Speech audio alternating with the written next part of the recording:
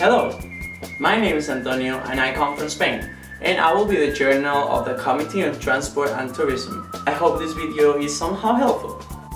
The number of electric cars on European roads is rapidly increasing as drivers enjoy consumer benefits. Statistics Norway announced that the 2013 sales of electric cars exceeded the total sales of previous years. The increasing market share is also seen in the Netherlands and multiple European countries. The environmental benefit of electric cars is debated. How should Europe develop and facilitate green transport for consumers? You probably know by now that the rising of the greenhouse gases emissions is a problem that raises many questions regarding the European government's priorities. And among others, transport is a massive contributor to the emission of these gases. Gases such as CO2 that the European Union has targeted to be reduced in the 2020, 2030 and 2050 goals in order to stick to the 2 degrees Celsius global warming scenario. But in order to do this, a change is necessary in the European transport policy.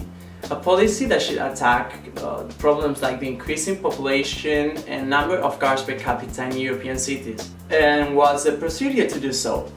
Well, this policy will be proposed by the Commissioner for Mobility and Transport, and it will be then later processed in the European Parliament and Council before it becomes legislation. And one of the potential solutions that comes to mind when we start thinking about green transport is electric cars, a sector that has experienced a vast increase in its sales due to the consumer benefits they offer, as well as the implementation of subsidies when it comes to acquiring them. However, the efficiency and environmental benefit of electric cars has been questioned in several occasions. And that is because although the cars themselves don't pollute, the source of electricity may affect the environment in a larger degree than the combustion of gasoline.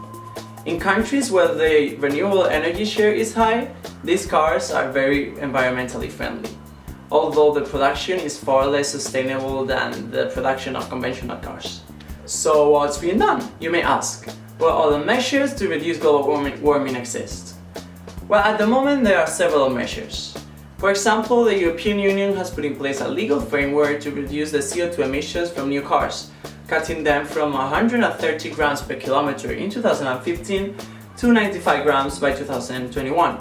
In terms of fuel efficiency and mobility, in 2011 the European Commission adopted 40 initiatives under the label of White Paper on Transport to build a competitive transport system with certain goals to be completed by 2015.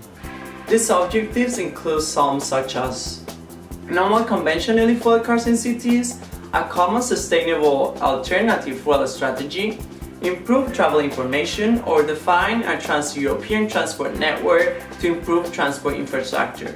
So here we are, facing the issue of how Europeans should move around nowadays, but without limiting it to urban mobility or good organization of transnational transport. Many people, for example, prefer to drive their own cars rather than going for public transport. How are we going to face that? Can the lack of efficiency in public transport be playing an important part in this? So your task is to come up with creative steps the European Union should make. As this EYP session begins, so does the European Mobility Week, an annual campaign on sustainable urban mobility. That must be a sign. So the sustainability of future Europe is in your hands. Good luck.